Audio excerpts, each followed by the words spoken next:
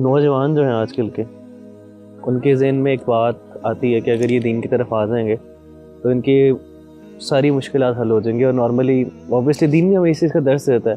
اگر آپ اللہ کی طرف آ جاتے ہیں اور نبی کریم صلی اللہ علیہ وآلہ وسلم کے مطابق زندگی گزارتے ہیں تو اللہ سبحانہ و تعالیٰ آپ کے لیے آسانی پیدا کرتے ہیں. لیکن ایک آبزرویشن ہے اور لوگوں کی طرف سے ایک شکایت بھی سمجھ لیں کہ جب وہ دین کی طرف آتے ہیں تو یہ معاملہ تھوڑا الٹ ہو جاتا ہے کہ ان کے گھر والے، ان کے آس پاس والے ان کے لیے تکلیفیں پیدا کرتے ہیں، ان کے لیے پریشانیاں پیدا کرتے ہیں. تو سوال یہ ہے کہ واقعی یہ مشکلات ہیں یا آسانی ہیں، اور اس مشکلات میں سے کیسے صبر کیا جائے، اور کیسے جو ہے وہ انسان جو ہے اپنے آپ کو مطمئن کرے کہ یہ اللہ سبحانہ و تعالیٰ کی طرف سے ایک آزمائش ہے یا مشکل ہے. دیکھیں، دین کی طرف آنے کا مطلب اگر یہ ہو کہ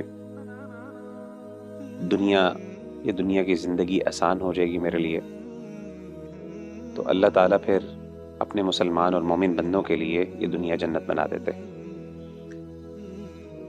اس کائنات میں اگر کوئی ذات ایسی ہے جو ڈیزرو کرتی ہے واقعی کہ اس پر ایک بھی مشکل نہ آئے، تو وہ ہمارے نبی صلی اللہ علیہ وآلہ وسلم کی ذات ہے.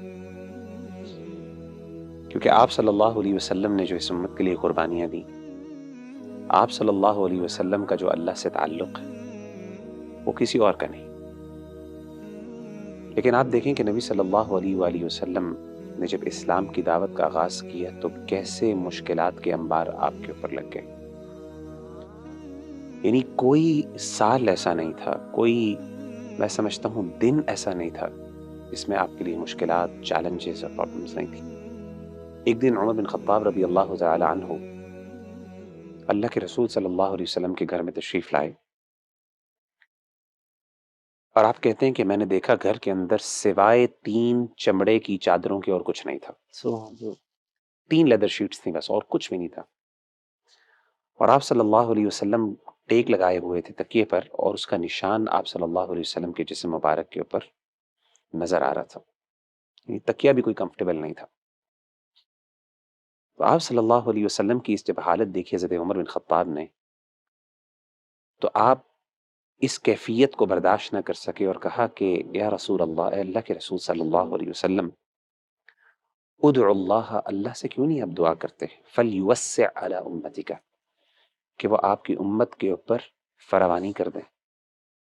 فإن فارس والروم لا يعبدون اللہ، جو پرشین امپائر ہے، جو رومن امپائر ہے، وہ تو اللہ کی عبادت نہیں کرتے. ولیکن قد وسع علیہم، لیکن ان کے اوپر تو مال و دولت کے جو ہے خزانے کھلے ہیں. تو آپ کیوں نہیں اللہ تعالیٰ سے دعا کرتے؟ تو سیدنا عمر بن خطاب رضی اللہ تعالیٰ عنہ کی جب اللہ کے رسول نے یہ بات سنی تو آپ لیٹے ہوئے تھے، آپ اٹھ کے بیٹھ گئے، یعنی اس چیز کی اہمیت دلانے کے لیے. اور آپ نے بڑے حیران ہو کے کہا او فی شک انت یا ابن خطاب، اے ابن خطاب، کیا آپ کو بھی شک ہے؟ یعنی میں آپ سے تو یہ چیز ایکسپیکٹ نہیں کر رہا تھا. اولئک قوم عجلت لهم طیباتهم فی حیات الدنیا، آپ نے فرمایا یہ وہ قوم ہے جس نے اگر دنیا کے اندر کوئی خیر کا کام کیا ہے تو اس کی جزا ان کو دنیا میں ہی مل گئی، ان کے لیے دنیا میں ان کی جزا جلدی کر دی گئی. لیکن ہم مسلمان، یہ جو اللہ تعالیٰ کا بندہ، یہ مومن ہے، اس کی کوششوں کو کبھی بھی اللہ تعالیٰ دنیا کے اندر چھوٹا ریوارڈ دے کے ختم نہیں کرتے. سبحان اللہ.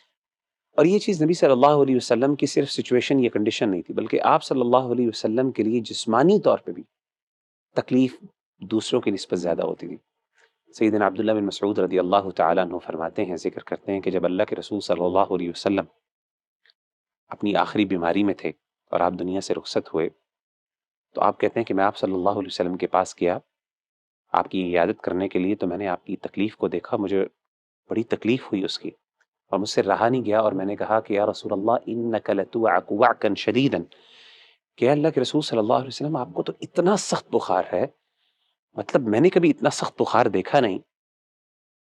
تو آپ صلی اللہ علیہ وسلم نے کہا کہ اے عبداللہ، واقعی مجھے جتنا تم میں سے ایک شخص کو بخار اور تکلیف ہوتی ہے جسمانی طور پہ، مجھے ڈبل ہوتی ہے.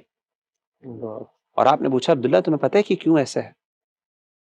تو عبداللہ بن مسعود نے کہا کہ اللہ کے رسول صلی اللہ علیہ وسلم شاید اس لیے کیونکہ اس تکلیف کی وجہ سے اللہ تعالیٰ آپ کا اجر اور ثواب بھی دوبالا کر دیں گے. تو آپ نے کہا ایسی بات ہے، اور آپ نے فرمایا کہ جب ایک مومن پر کوئی تکلیف آتی ہے تو اللہ نہ صرف اس کے گناہوں کو معاف کرتے ہیں بلکہ اللہ تعالیٰ اس کے درجات بھی بلند کر دیتے ہیں. تو اپنا بندہ جو اللہ کا ہے، بعض اوقات میں سمجھتا ہوں بعض اوقات اس کے لیے دین میں آنے کے بعد مشکلات زیادہ بڑھ جاتی ہیں، اور یہ اللہ کی محبت کی نشانی اور دلیل ہے. کیوں؟ ایز لانگ ایز وہ دین پہ قائم رہے.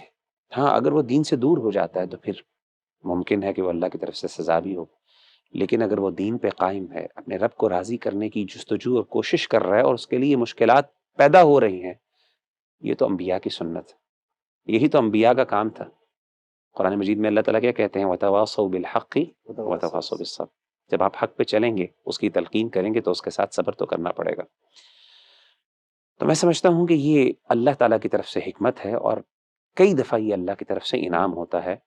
انسان کو چاہیے کہ وہ اس پہ صبر کرے. جب وہ صبر کرے گا تو اس کے لیے خیر ہی خیر ہوگی. اللہ تعالیٰ ہم سب کو عمل کرنے کی توفیق عطا